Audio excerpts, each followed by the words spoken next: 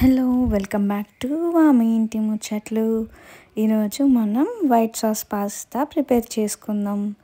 చాలా చాలా యమ్మీగా ఉంటుంది. ఈవినింగ్ టైంలో తినడానికి సూపర్గా మంచి ఈవినింగ్ స్నాక్ ఐటమ్ అన్నమాట.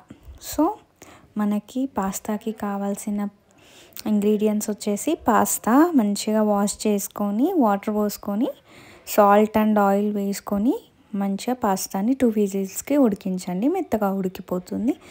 సో ఉడికిన పాస్తాని ఒక దాంట్లోకి స్ట్రెయిన్ చేసుకొని పక్కన పెట్టుకోండి. ఇప్పుడు ఒక బాండి తీసుకొని దాంట్లోకి బటర్ ఆర్ నెయ్యి ఏదైనా తీసుకొని, బటర్ అయితే ఇంకా టేస్ట్ బాగుంటుంది, నా దగ్గర అవైలబుల్ లేక నెయ్యి వేసుకున్నాను.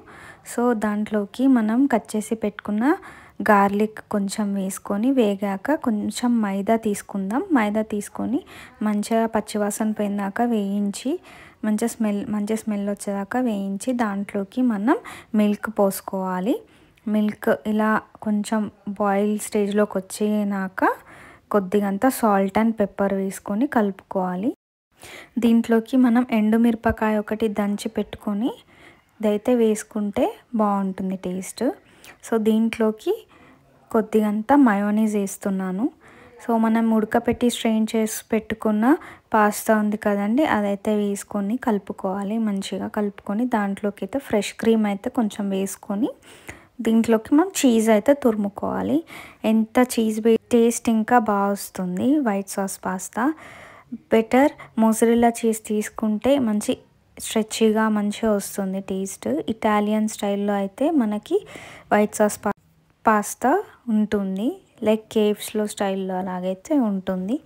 సో ఇలా మనం తురుముకొని మంచిగా కలిపేసుకొని దీంట్లోకి ఫైనల్ టచ్గా కొద్దిగంత కొత్తిమీర అండ్ పెప్పర్ పౌడర్ వేసుకుంటే బాగుంటుంది. డ్రై చిల్లీ పౌడర్ కూడా వేసుకుంటే ఇంకా బాగుంటుంది పైన స్ప్రింకిల్ చేసుకుంటే.